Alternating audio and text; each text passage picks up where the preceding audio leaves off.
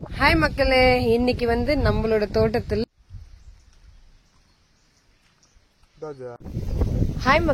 இது நம்ம தோட்டத்துல பாத்தீங்கன்னா இந்த மாதிரி அவரைக்காய் பந்தலும் போட்டிருக்கோம். அதே மாதிரி பீக்கங்காய் பந்தலும் இருந்தது. ஸோ பீக்கங்காய் செடியில பாத்தீங்கன்னா நிறைய பீக்கங்காய் நம்ம வந்து அறுவடை செஞ்சிருக்கோம். சில பீக்கங்காய் வந்து விதைக்காக அப்படியே நம்ம விட்டுட்டோம். ஸோ பாருங்க, இப்ப செடியும் பாத்தீங்கன்னா நல்லா காஞ்சி போயிடுச்சு. ஸோ விதைக்காக அது அப்படியே நம்ம விட்டுட்டோம். ஸோ இதுதான் அது பீக்கங்காய் செடி. இந்த கொடி பாத்தீங்கன்னா காஞ்சி போயிருக்கு. ஒரு சைடு பாத்தீங்கன்னா பீக்கங்காங்க ஒரு 2-3 இருக்கு. ஸோ அது மட்டும் நம்ம அறுவடை செஞ்சுக்கலாம் பாருங்க. ஏன்னா கொடி வந்து பாத்தீங்கன்னா காஞ்சிச்சு, அதனால இந்த காய் நம்ம பறிச்சிடலாம். ஒரு பீக்கங்காய் இருக்கு, இதுவும்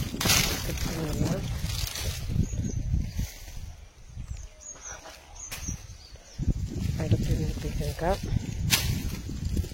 ஸோ 2 பீக்கங்காய் பார்த்தீங்கன்னா இதுலேருந்து நம்ம எடுத்துக்கிட்டோம். அவரைக்காய் சிலது இருக்கு. ஸோ அவரைக்காய் ஒரு பறிச்சிக்கலாம்.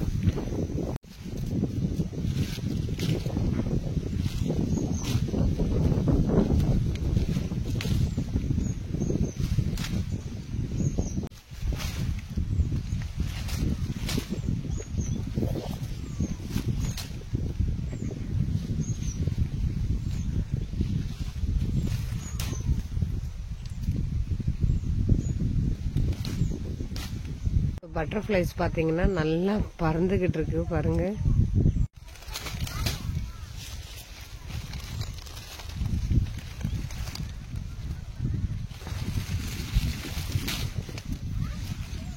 ஸோ இன்னைக்கு வந்து அவரைக்காய் கத்திரிக்காய் போட்டு சாம்பார் வச்சுட்டு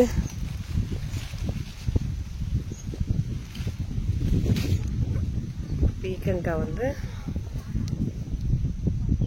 தொக்கு மாதிரி செஞ்சிடணுங்க. பார்த்தீங்கன்னா சுண்டைக்காய் இருக்கு. ஸோ அதுவும் பார்த்தீங்கன்னா ஒரு 4 பறிச்சிக்கலாம்.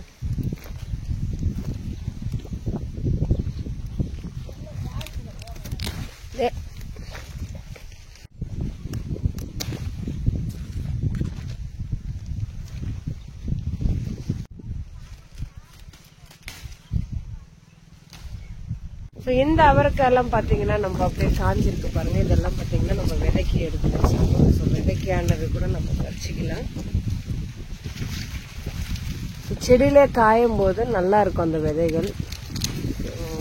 பார்த்தீங்கன்னா இது விதைக்கான அவரைக்காங்க. ரெண்டுமே பார்த்தீங்கன்னா நம்ம பறிச்சிக்க வேண்டியதுதான். ஏன்னா விதைக்காக எடுத்து திருப்பி நம்ம இந்த செடி வந்து காஞ்சிட்டே வந்ததுன்னா இது எடுத்துட்டு திருப்பி பார்த்தீங்கன்னா நம்ம திருப்பி நட்டணும். ஸோ விதைக்கானது நம்ம எடுத்துக்கிட்டோம். அதே மாதிரி பீக்கங்காய் இன்னும் காயட்டும். ஸோ அது அப்படியே விட்டுடலாம்.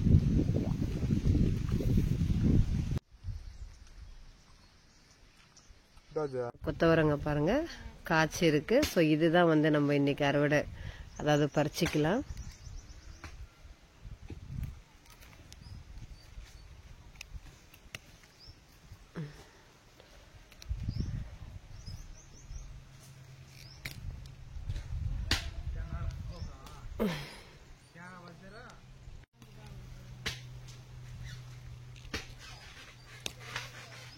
ஸோ இதுலேயும் பார்த்தீங்கன்னா ஒரு 4 காய் இருக்கு, பறிச்சிக்கலாம்.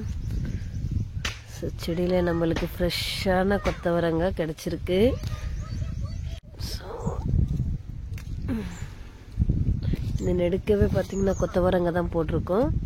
ஸோ அதுலேருந்து நம்ம இப்போ பறிச்சிட்ருக்கோம். கொத்தவரங்காய் வந்து பொரியல் செஞ்சு சாப்பிட்டா ஸோ நல்லா டேஸ்ட்டாக இருக்கும். எதுவாக இருந்தாலும் நம்ம செடியிலேருந்து வளைஞ்சி நம்ம வந்து அது பறித்து சாப்பிடும்போது நல்ல டேஸ்டாகவும் இருக்கும்.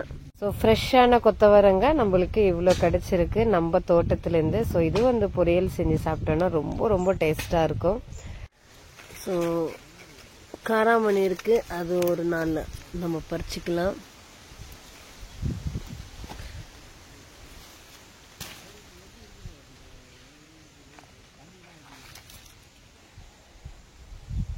நம்ம கார்டன்ல இன்னைக்கு வந்து பாத்தீங்கன்னா கொத்தவரங்காய், அதே மாதிரி அவரைக்காய், 2 பீக்கங்காய், அதே மாதிரி காராமணி. ஸோ இன்னைக்கு அறுவடை இதுதான். அந்த காஞ்ச அவரைக்காய் விதைக்காக நான் எடுத்துக்கிட்டேன். So happy gardening. Thank you for வாட்சிங்.